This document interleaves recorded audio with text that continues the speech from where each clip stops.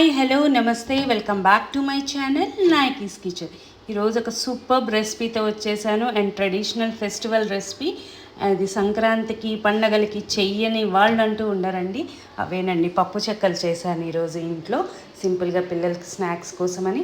ఒకసారి దాని తయారీ విధానం అన్నది చూపిస్తాను, చూసి మీరు కూడా చేయండి. ఇంకా ఆలస్యం చేయకుండా రెసిపీలోకి వెళ్ళిపోదాం రండి. బియ్యం పిండి వేస్తున్నాను, జీలకర్ర, నువ్వులు, కొద్దిగా కారం.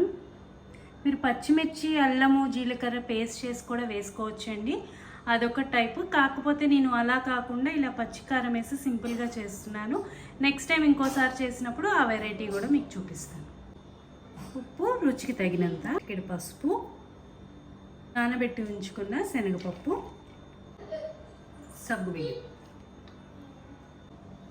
కొద్దిగా బటర్ వేసానండి, అది స్కిప్ అయింది.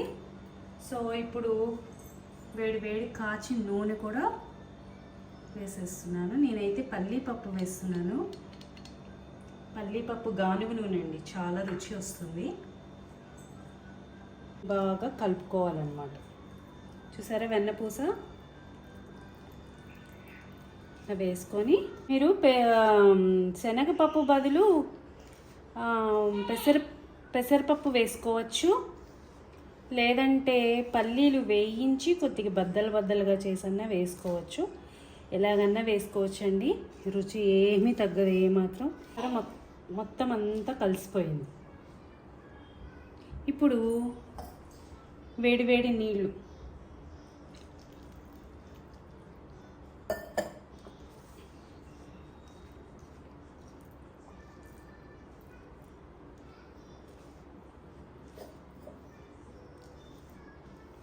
ఇలా దగ్గరికి చేసుకొని కొద్దిగానే వేసుకొని కలుపుకుంటూ ఉండండి. మొత్తం ఒకేసారి వేస్తే లూజ్ అయిపోయే ఛాన్స్ ఉంటుంది. ఎంత నీరు పడుతుంది అన్నది కలుపుకుంటూ చూసుకుంటే మీకు పిండి లూజ్ అవ్వదు, అలా అని టైట్ అవ్వకుండా పర్ఫెక్ట్గా వస్తుంది. కొద్దిగా వేడి నీళ్ళు పోసి కలుపుకున్నారనుకోండి, పిండిలో ఉన్న ఎలాసిటీ ఉంటుంది కదా, జిగురు వచ్చి చక్కగా గుల్లగా వస్తాయి. ఇలా పిండిని చక్కగా ఇలా ఒత్తుతో కలుపుకోండి.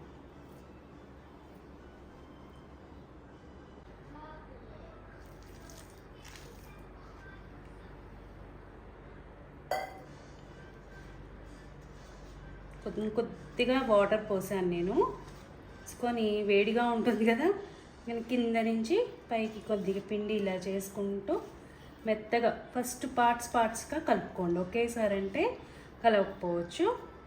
ఇలా కొద్దిగా కలుపుకుంటూ రండి.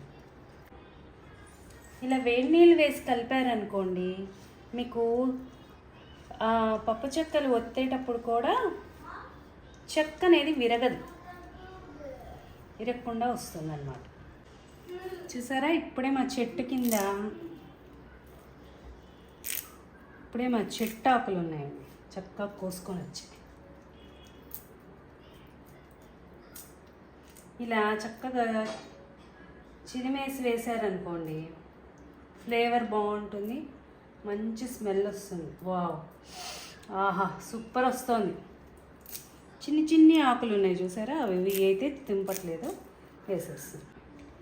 పిండి కలిపేసానండి, చూడండి ఎంత సాఫ్ట్ ఉందో. అలా అని మరి హార్డ్ లేదు, మరి ఎంత. సో ఇది ఒక 15 మినిట్స్ మూత పెట్టేసేసి నాననిద్దాం.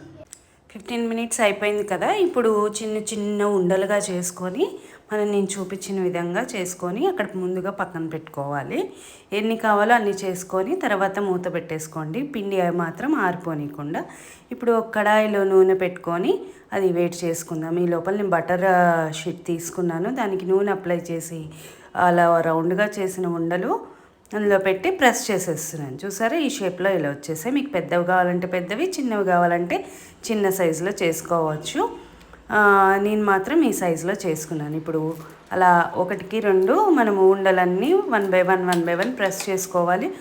కొన్నిగానే చేసుకొని పెట్టుకోండి, పిండి మాత్రం ఆరిపోనివ్వకుండా. చూసారా, బాగా వచ్చాయి కదా, చూడండి చక్కగా షేప్ విరగకుండా వచ్చాయి. ఇప్పుడు నూనె కాగిన దాంట్లో మనం ప్రెస్ చేసి పెట్టుకున్న పిండిని అందులో వేసేద్దాం. స్లోగా వేయండి. అలాగే ఇప్పుడు ఒకటి వేసాను కదా, ఇంకొకటి కూడా వేస్తున్నా, చూపిస్తా చూడండి. చూడండి చక్కగా పూరిలాగా ఎంత బాగా పొంగుతున్నాయో. చక్కగా నూనె బాగా కాగింది. అలా నేను ఒక 3 వేసేసుకున్నాను, 3, 4 వేసుకున్న తర్వాత కొద్దిగా మనం వేసిన వెంటనే తిప్పకండి, ఒక 2 నిమిషాలు ఆగితే కొద్దిగా చెక్క గట్టి పడుతున్న సమయంలో అప్పుడు ఫ్లిప్ చేసుకోవాలి. మరీ హై సిమ్లో పెట్టకండి, మీడియం టు లో సిమ్లో పెట్టుకుని కాల్చుకుంటూ ఉండండి. డైరెక్ట్ ఇది బియ్య పిండి కదండి, కొద్దిగా బ్లాక్ వచ్చే ఛాన్సెస్ ఉంటాయి. సో అలా నేను 1 by 1 కాల్చుకున్నాను. చూసారా సౌండ్ ఎంత కరకర క్రిస్పీ సౌండ్ వస్తుందో. ఇప్పుడు అలా అన్ని పప్పు చెక్కలు బౌల్లో వేసుకున్నాను. ఒకసారి చూపిస్తా చూడండి, ఆ సౌండ్ చూడండి. దీన్ని బట్టి మీకు అర్థం అవ్వాలి పప్పు చెక్క ఎంత క్రిస్పీగా వచ్చిందో. ఒకసారి తుంపి చూపిస్తా.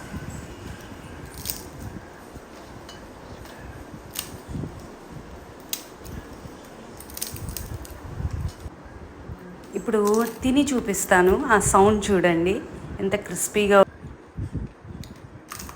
చూసారు కదా, ఇంకా టేస్ట్ కూడా అద్భుతంగా ఉంది. నచ్చిందా? అయితే నా ఛానల్ని please like, share and subscribe to Nayaki's kitchen.